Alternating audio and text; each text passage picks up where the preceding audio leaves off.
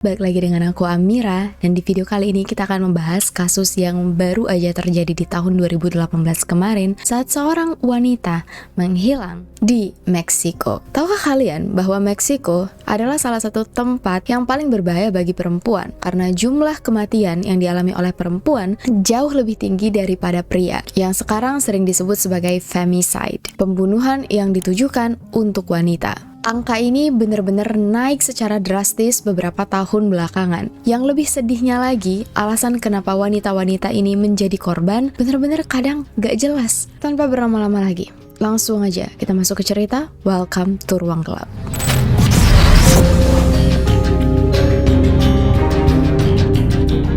Banyak yang bilang sebelum menikah, bener-bener pastiin kalian udah mendiskusikan semuanya sebelum memutuskan untuk menikah. Bahkan hal-hal yang sangat sensitif, termasuk keuangan, masa depan, cita-cita, jumlah anak, pokoknya apapun. Kalau bisa disepakatin dan dibicarain dulu sebelum menikah supaya yakin untuk menghindari perbedaan pendapat nanti setelah menikah. Karena beda pendapat bisa menghancurkan rumah tangga. Sayangnya, Magdalena Aguilar Romero dan Cesar Gomez Arciniega enggak punya kesempatan untuk mendiskusikan hal-hal ini terlebih dahulu sebelum mereka memutuskan untuk menikah. Hubungan mereka berdua bisa dibilang sangat cepat dan cukup tidak terduga. Magdalena dan Cesar pertama kali bertemu di tahun 2011 saat Magdalena berusia 21 tahun dan Cesar berusia 27 tahun. Waktu di awal mereka pacaran, keduanya merasa sangat cocok. Mereka punya banyak kesamaan. Magdalena bilang ke semua orang, Cesar adalah laki-laki idaman yang sudah dia nantikan sejak dari dulu. Cesar tuh baik banget kayak malaikat. Selalu ngasih apapun yang diminta oleh Magdalena, selalu memahami. Sampai Magdalena tuh bingung, kurang apa sih laki-laki ini? Saking lengketnya, baru 6 bulan pacaran, Magdalena hamil. So, mereka mulai tinggal bareng dan menikah. Siapa yang menyangka setelah menikah, Cesar yang baiknya kayak malaikat berubah drastis. Magdalena nggak pernah menduga pernikahannya bener-bener bakal terasa kayak neraka. Pertikaian kecil di dalam rumah tangga itu hal yang biasa. Tapi situasi mulai memburuk saat pertikaian mereka menyangkut hal-hal besar yang memengaruhi masa depan masing-masing. Dari beberapa sumber, diketahui bahwa Cesar tidak bekerja. Gak punya pekerjaan tetap lah, tapi ada kerja serabutan. Sedangkan Magdalena waktu itu sudah memiliki pekerjaan. Cuman, karena udah punya anak, Magdalena terpaksa berhenti. Dan Cesar juga mendukung keputusan ini. Dia pengen Magdalena fokus ngurusin dia dan juga anak mereka. Nah, waktu anak pertama mereka udah mulai agak besar, Magdalena pengen melanjutkan pendidikannya. Dia pengen melanjutkan cita-citanya menjadi ahli gizi. Dan ternyata keinginan ini dilarang oleh Cesar. Sama kayak sebelumnya, Cesar bilang, kamu gak usah kerja, kamu gak usah kuliah. Alasannya karena Cesar takut kalau Magdalena keluar rumah, bakal banyak orang yang naksir sama dia. Cesar merasa cemburu. Magdalena juga dilarang untuk bertemu teman-temannya, bahkan ketemuan sama keluarganya pun dilarang juga. Keluarga Magdalena mulai bingung. Ayahnya, ibunya setiap kali nelpon untuk ngajak, yuk ketemuan, yuk ngumpul keluarga, Magdalena selalu menolak dan selalu aja alasannya. Entah dia capek, udah ada janji lain, dan dari nada suaranya, Magdalena selalu kedengeran capek. So, mereka jarang banget ketemuan. Kalaupun ketemuan, kondisi Magdalena bener-bener berubah. Magdalena yang dulunya cantik, selalu merawat diri, tiba-tiba udah kurus ceking. Kelihatan kayak nggak pernah mandi, sama sekali nggak pakai make up. Dan ibu kandung Magdalena langsung yakin ada yang nggak beres dengan anaknya. Tapi setiap kali ditanya, Magdalena nggak pernah mau cerita. Tapi Magdalena sempat bilang, "Mama, aku pengen deh lanjut kuliah lagi. Tapi gimana ya, siapa yang bakal ngurus anak aku?" Nah, kedua orang tua Magdalena mendukung keinginan anaknya. Mereka bilang, "Udah, kamu gak usah takut, daftar aja, lanjutin kuliah kamu, anak kamu nanti kami yang ngasuh." Kayaknya Magdalena bener-bener pengen banget sampai dia memberanikan diri ngomong ke Cesar. Kali ini orang tua Magdalena bener-bener memastikan anak mereka masih bisa lanjut kuliah. Semuanya orang tua Magdalena yang bayar. Anak diurus oleh mereka. Jadi Cesar nggak bisa melarang. Dan Cesar marah. Dia memastikan banget setiap Magdalena keluar dari rumah, Magdalena tampil jelek. hampir gak pernah boleh lagi keluar rumah tanpa dia. Kontak fisik yang awalnya cuman kecil-kecilan, sekarang jadi bener-bener kekerasan yang berbahaya. Belum sampai 3 tahun menikah, Magdalena tiba-tiba menelpon rumah orang tuanya. Magdalena bilang, "Pa, Ma, aku sudah gak kuat lagi, aku pengen lari dari rumah ini." Bapaknya Magdalena jawab, "Sekarang kamu ambil 2 anak kamu." Waktu itu memang Magdalena udah melahirkan anak keduanya. "Ambil kedua anak kamu, bawa surat-surat berharga, dan sekarang juga keluar dari rumah itu. Gak usah peduliin pakaian kamu, barang-barang yang gak penting tinggalin aja. Bapak takut, Nak, nanti kamu diapa-apain. Pokoknya sekarang selamatkan diri kamu, anak-anak kamu, dan surat-surat berharga kalian." Dan Magdalena menuruti saran ayahnya. Sejak saat itu, Magdalena dan kedua anaknya balik lagi tinggal ke rumah orang tuanya. Waktu Caesar tahu Magdalena melarikan diri dari rumah, Caesar langsung datang ke rumah orang tua Magdalena, minta maaf dan janji dia nggak bakal melakukan kekerasan lagi, dia bakal mengizinkan Magdalena hidup layak, melanjutkan kuliah, boleh dandan, pokoknya nggak bakal diatur-atur secara ekstrim lagi. Tapi rupanya Magdalena bener-bener udah muak. Selama 3 tahun dia nahan karena dia yakin Caesar suatu hari bisa berubah. Tapi setelah 3 tahun, setelah punya 2 anak, kelakuannya tetap aja sama, bahkan jauh lebih parah. Di tahap ini Magdalena tahu kalau dia tetap tinggal dengan Caesar kayaknya nyawanya dalam bahaya. Dan semenjak tinggal bareng orang tuanya lagi, untuk pertama kalinya Magdalena merasa hidupnya aman. Karena itulah Magdalena melayangkan gugatan cerai. Di pengadilan, Magdalena berhasil memenangkan hak asuh kedua anaknya. Tapi diwajibkan juga membiarkan anak-anaknya bertemu dengan ayah mereka. So, biasanya dalam 1 minggu, dari hari Senin sampai Jumat, kedua anak mereka tinggal bareng Magdalena. Tiap weekend, baru dikirim ke rumah bapak mereka. Dan waktu itu, semenjak cerai, Caesar balik lagi tinggal dengan ibunya yang bernama Sylvia. Magdalena berusaha supaya hubungannya dengan Caesar masih baik-baik aja. Dia nggak pernah menghalangi anaknya ketemu dengan Caesar, apalagi anak-anaknya juga sayang dengan bapak mereka. Kadang-kadang merengek pengen ketemu. Dan selama 3 tahun setelah cerai, nggak ada masalah sama sekali. Magdalena merasa ini keputusan yang tepat. Dia bisa lanjut kuliah, sampai lulus, terus ditawarin kerja di salah satu rumah sakit negara. Magdalena kembali menjadi dirinya sendiri yang bisa merawat diri, berpendidikan, pekerja keras, dan Magdalena berjanji dia bakal kerja keras demi menghidupi kedua anaknya supaya bisa mendapat kehidupan yang layak meskipun mereka gak punya bapak yang tinggal satu rumah. Tapi rupanya semua pencapaian Magdalena membuat Caesar iri. Dia gak suka melihat mantan istrinya jauh lebih baik daripada dirinya sendiri. Hingga Caesar memutuskan untuk merencanakan sesuatu yang luar biasa jahat. Di tanggal 13 Januari 2018, Magdalena bersiap-siap untuk menjemput kedua anaknya yang baru aja tidur di rumah Caesar. Magdalena bersiap-siap untuk menjemput kedua anaknya yang bakal diantar Caesar, karena waktu itu kedua anaknya nginep di rumah Caesar selama 2 hari. Nah, mereka memang selalu ketemuan di tempat publik. Dan dari dulu kedua orang tua Magdalena sudah bilang, kamu jangan pernah balik ke rumah Caesar. Kalau mau ketemu dengan Caesar, pastikan selalu di tempat publik. Karena mereka benar-benar takut Caesar bisa melakukan kekerasan lagi. Nah, janjinya mereka bakal ketemuan jam 12 malam di salah satu pusat kota. Begitu Magdalena sampai di lokasi, dia bingung karena Caesar dan 2 anaknya nggak kunjung kelihatan. Jadi Magdalena menghubungi Caesar.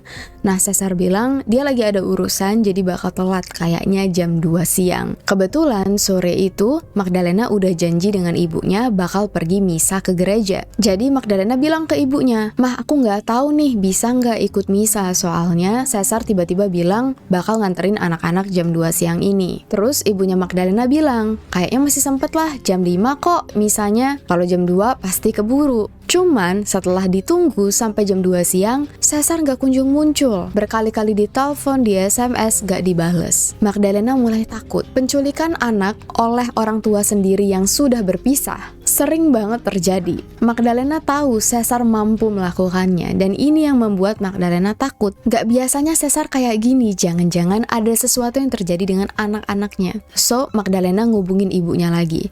Dia bilang, "Bu, ini Caesar gak bisa dihubungin. Kalau kayak gini, kayaknya aku langsung aja ke rumah Caesar untuk ngeliat langsung anak-anak aku baik-baik aja." Ibunya Magdalena sempat melarang, tapi Magdalena kekeh. Dia nekat karena dia takut anaknya kenapa-kenapa. Pergilah Magdalena ke rumah Caesar yang ada di daerah Guadalupe. Selama menghadiri misa, ibunya Magdalena berusaha untuk menghubungi Magdalena beberapa kali, tapi nggak ada jawaban. Di sini ibunya mulai khawatir. Begitu misa selesai, ibunya pulang ke rumah dan berharap Magdalena udah ada di rumah bareng kedua anaknya. Tapi rupanya Magdalena dan kedua anaknya masih belum sampai lagi. Sedangkan hari sudah gelap. Ibunya mulai nelponin teman-teman Magdalena untuk nanya, "Sempat ngelihat Magdalena nggak? Ini kok tiba-tiba nggak bisa dihubungin?" Dan semua teman Magdalena juga bingung karena mereka nggak tahu. Keluarga Magdalena benar-benar khawatir, mereka melapor ke polisi, tapi pihak kepolisian tidak menanggapi laporan ini dengan serius. Mereka bilang Magdalena udah dewasa, mungkin rujuk lagi dengan Caesar tapi takut untuk ngomong. Jadi keluarga Magdalena mendatangi rumah Caesar. Orang yang pertama kali membuka pintu adalah Sylvia, ibunda dari Caesar. Mereka nanyalah, "Magdalena sempat datang ke rumah nggak?" Sylvia jawab, "Iya, sempat datang. Tadi dia ngobrol dengan anak saya, tapi kayaknya udah pergi deh."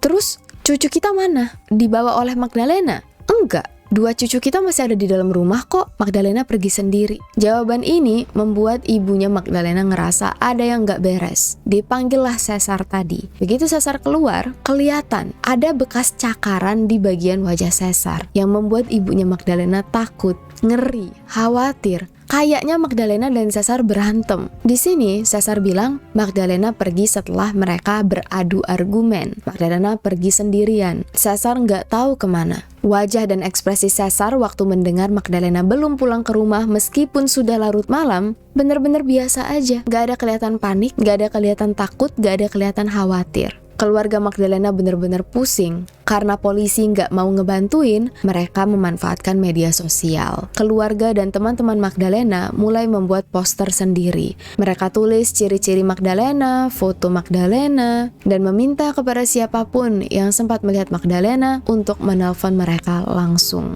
Sehari, 2 hari, Magdalena belum pulang juga. Barulah pihak kepolisian ikut melakukan investigasi. Karena menurut mereka, oke, udah 2 hari nggak pulang, ya mungkin beneran ada apa-apa. Waktu polisi melakukan pencarian terpusat di sekitar rumah Caesar. Soalnya ini lokasi terakhir Magdalena terlihat. Tetangga mulai diwawancarai, dan menurut tetangga mereka memang sempat melihat Magdalena di sore hari masuk ke dalam rumah Caesar. Tapi mereka nggak melihat Magdalena keluar dari rumah itu, yang membuat pihak kepolisian kebingungan. Mereka mulai curiga dan dilakukanlah penggeledahan. Tapi rupanya meskipun rumah Caesar sudah digeledah, nggak ada bukti sama sekali yang menunjukkan Magdalena ada di dalam situ.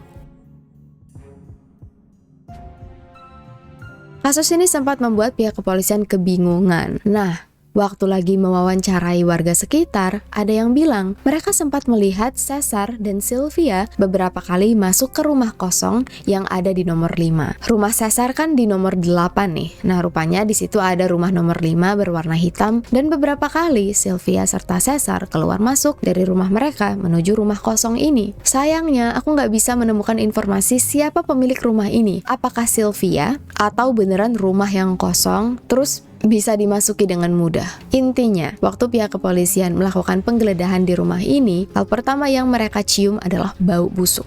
Tapi mungkin wajar lah ya, yang namanya rumah terbengkalai. Siapa tahu ada bangkai tikus, bangkai hewan karena nggak pernah diurus. Tapi bagi pihak kepolisian yang sudah pernah mencium bau jenazah, mereka ragu ini bau bangkai hewan. So, digeledahlah rumah ini, benar-benar dalam keadaan yang kotor banget. Sampai akhirnya mereka masuk ke dalam dapur. Kondisinya sudah kayak kapal pecah. Please, untuk kalian yang mudah enek, jangan di Google nama Magdalena karena foto-foto mengerikan masih tersebar di internet. Di video ini kita nggak bakal masukin foto-foto itu untuk menghormati korban dan juga pihak keluarga yang benar-benar merasa sedih waktu mereka tahu seperti apa kondisi jenazah Magdalena waktu ditemukan. So, pihak kepolisian melihat ada beberapa kantong plastik berwarna hitam, semacam ember atau tong biru, dan juga ada kulkas. Di situ ada banyak banget piring kotor. Di dalam tong biru ini ada semacam tulang dan juga daging yang sudah meluruh. Di sini hati para polisi udah berdetak. Tulangnya kayak lutut manusia. Waktu kantong plastik hitam dibuka, mereka ngelihat ada potongan tubuh manusia, kaki, dan juga tangan. Begitu pintu kulkas dibuka, ada potongan torso manusia dan beberapa daging yang sudah dibekukan. Tidak diketahui apakah kepala Magdalena ada di dalam kulkas, tapi kayaknya iya, cuman nggak ditulis. Dan kalau dilihat dari kondisi dapur, kayaknya lagi ada yang masak di situ.